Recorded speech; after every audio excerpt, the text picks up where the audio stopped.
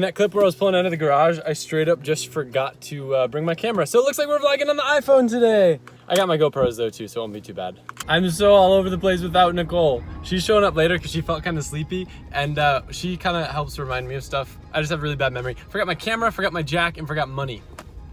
Alan did a makeover and it looks amazing. Dude, it looks so good. I'm just kidding, it's not Alan's car, it's this guy's. I think I've seen it before. Were you at Formula Drift? They're actually switching up the layout today, so we're doing a little bit of a parade lap first, just to make sure everyone knows the layout. Look at this guy walking up on me. I forgot my camera at home. Are you serious? Yeah. Oh my god. You always get me doing something bad to someone. Were you yelling at him? No, I would flick them off, and I saw your phone. I'm like, you always get me. Yeah, you're I'm not a bad person. Yeah, okay. I got my super sticky Zestinos on, so I don't know how it's gonna feel, if it's gonna be as wild as before, or if it's gonna be extra wild. I'm hoping it's just gonna be like a little rocket ship. That's what I'm hoping for, actually. Ooh, it's almost time. So excited.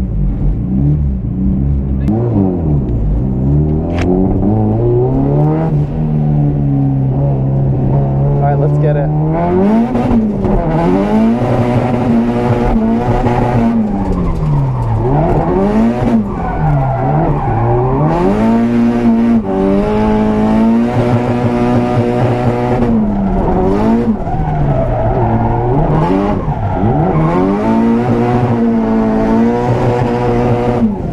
Oh boy, she likes red line. I'm literally crying right now. It's so much fun. My eyes are literally watering.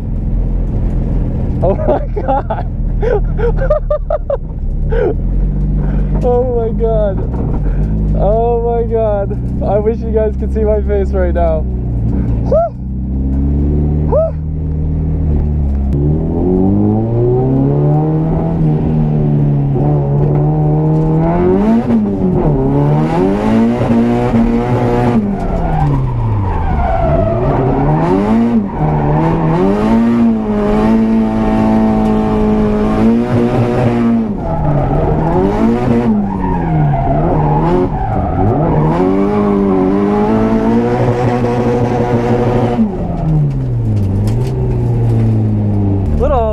On that run.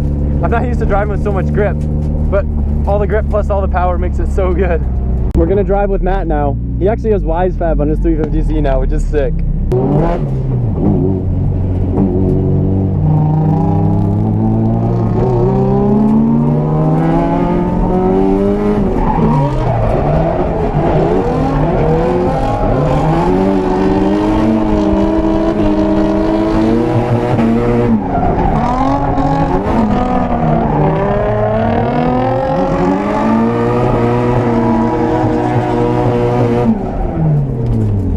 The 85 is the fact that I've already gone through a quarter tank of gas in like 3 or 4 laps. It's crazy. All right, we're about to head out and I'm about to try the oval. I normally don't drive it just because my car struggles in 3rd gear, but now that we got this little bit extra power, I'm gonna see if we can hang.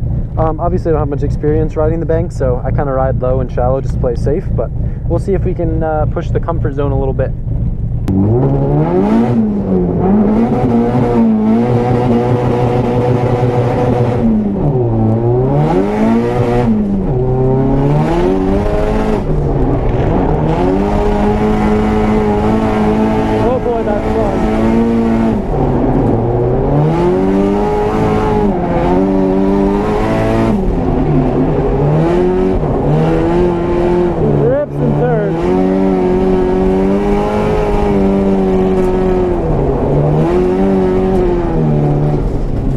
Temps get hot though.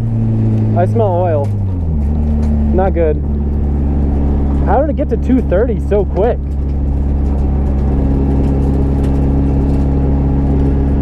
That's crazy. That kind of makes me a little concerned. Cool down, car. Cool down.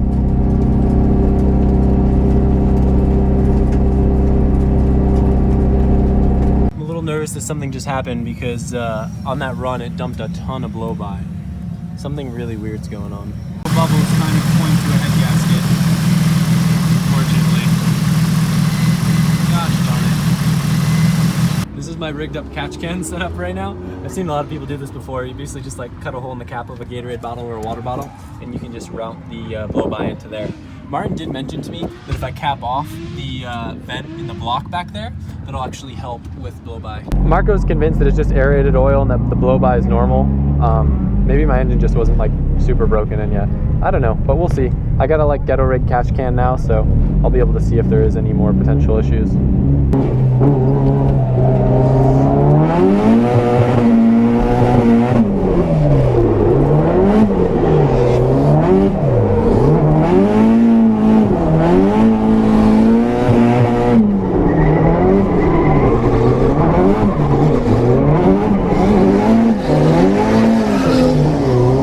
Boy, I got that on camera.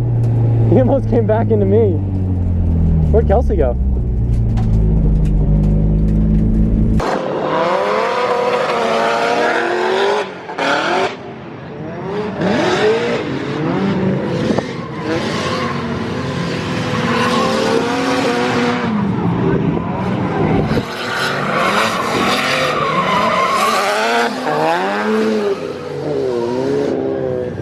Took both Martin and Dan, Kelsey's dad's advice, and blocked off this back port. Marco didn't want to do it, but Marco trusts Dan, so we're doing it. He didn't want to do it either. Yeah, but we're gonna give it a shot. That basically prevents all the blow-by from coming down in the block, and then all we have is the stuff coming from the actual valve cover. If Martin and Dan both say do it, you do it. All right, so what's going on with your little catch can setup? Why'd you put it there? It's amazing.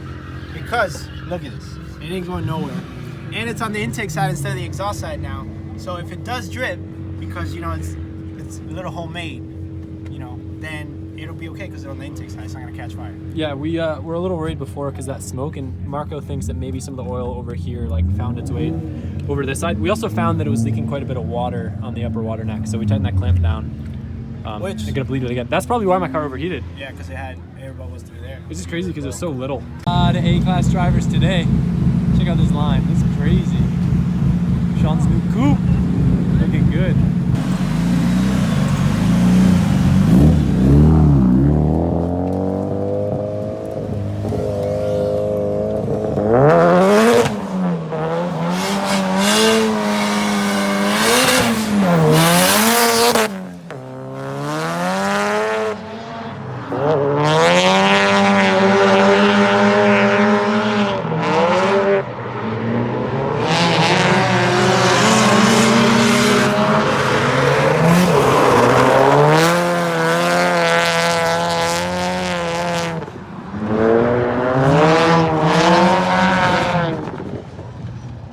Actually totaled his last shell. You guys probably haven't seen him in my videos for a while, but he's back.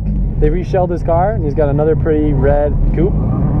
We're about to drive together for the first time in forever.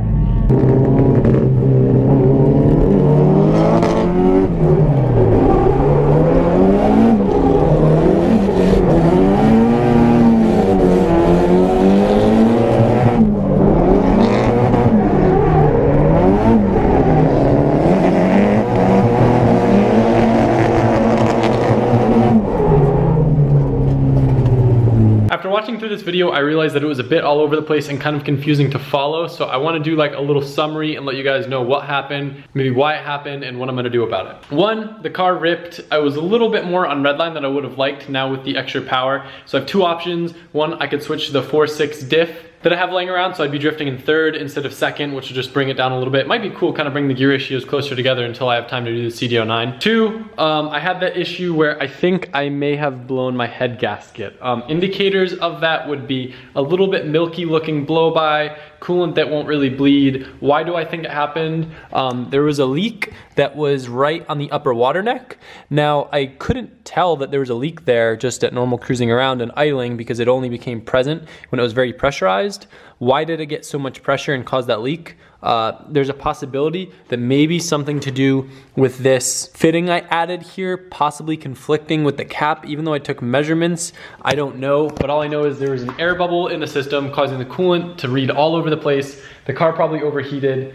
Martin thinks that might be the reason why it created so much blow-by out of nowhere. Not totally abnormal with SRs, but it did go from making no blow-by to quite a bit. So it's possible that it really broke my rings in, if you want to call it that. Blocking off the crankcase helped tremendously though with the amount of blow-by. Fingers crossed it's not a head gasket, but also fingers crossed that if it is a head gasket, that's all that was damaged. Kind of a stupid thing that could have been prevented, but I don't know, it happens. Stuff like that just happens, you gotta accept it. So where I plan to go from here, tomorrow I am planning on not uploading a video. I've been so busy and so involved with the SR that there's a lot of stuff around the house I gotta get caught up with. I also wanna focus on spending some more time with Nicole since I was so busy and involved when I was doing this SR. She really wasn't feeling well and that's why she didn't come to the event. Again, probably won't end up uploading a video, but I will film it and put it in the next video or whatever. But I'm gonna do a compression test, inspect the spark plugs, try to get a coolant system tester. I don't know what they're called, but they basically let you pressurize the system so I can look to see if there's any other weird leaks or anything going on. But fingers crossed, it's nothing too major. I'm sure we'll be able to figure it out. The good thing is the car doesn't feel like it's lost any power. So if it is some sort of loss in compression, it should hopefully just be the head gasket.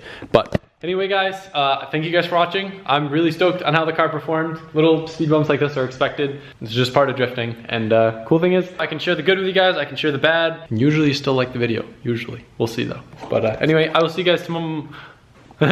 Maybe, I don't know, we'll see, bye.